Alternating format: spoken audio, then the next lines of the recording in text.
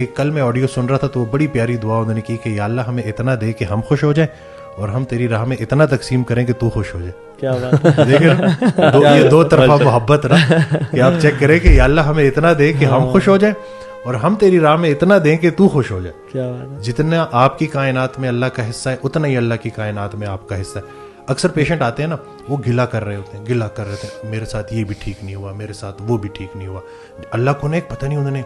تو میں ان سے یہ کہتا ہوں کہ وہ حضرت کا ایک فکر ہے کہ سر اٹھا کے اللہ سے کچھ مانگنے سے پہلے سر جھکا کے وہ ساری نعمتیں گن لو جو اللہ نے پہلے سے دی ہوئی ہیں. تو میں ان کو کہتا ہوں کہ یا رسول اللہ صلی اللہ علیہ وسلم کی امتی ہیں آپ, الحمدللہ. میں نے کہا توبہ کا دروازہ کھلا ہے اور ہر انسان سے اس کا اپنا پوچھا جائے گا. پھر میں یہ کہتا ہوں کہ موت کا وقت کسی کو پتہ نہیں ہے, یہ بھی اللہ کی بہت بڑی بلیسنگ ہے.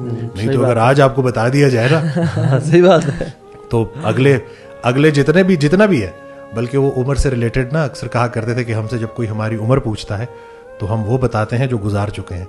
اصل میں عمر وہ ہے جو رہ گئی ہے. کتنی رہ گئی ہے کسی کو کوئی نہیں پتا.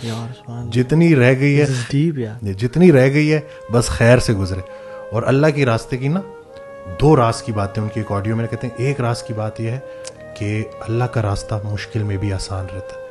جب آپ اللہ کو مضبوطی سے تھام لیتے ہو اللہ کی رسی کو تو پھر وہ خود مدد کرتا ہے. کچھ عرصے کی تکلیف ہوتی ہے لیکن وہ ساتھ رہتا ہے, سکون قلب رہتا ہے, تو وہ سفر آسان رہتا ہے. دوسرا راز کی بات ہے کہ اللہ کے راستے میں گلہ نہیں ہوتا.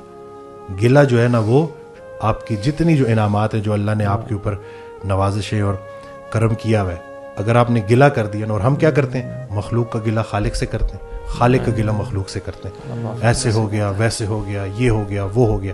تو ذرا ہم اپنے کیونکہ زبان سے بڑی پکڑ ہونی ہے. یہ جو آپ کی زبان ہے نا اس سے آپ کیا, جیسے وہ اکثر کہا کرتے کہ کن فیکون, کچھ بولا گیا کچھ سنا گیا اور پھر کچھ ہوا. تو یہ جو انسان کو بولنے اور سننے کی صلاحیت دی ہے نا, یہ اللہ کی بہت بڑا انعام ہے ہمارے اوپر. اور ایک اور جگہ کہتے ہیں کہ بڑی ایک انسان کی خاص بات ہے, اونچا سنتا ہے دھیما بولتا ہے. یہ بھی دیکھیں نا کہ آپ متوجہ ہو کے سن رہے ہو کان لگا کے اور نرمی سے بات کر رہے ہو, لیکن وہ آج کل انفارچونیٹلی یہ بالکل الٹا ہوا ہے.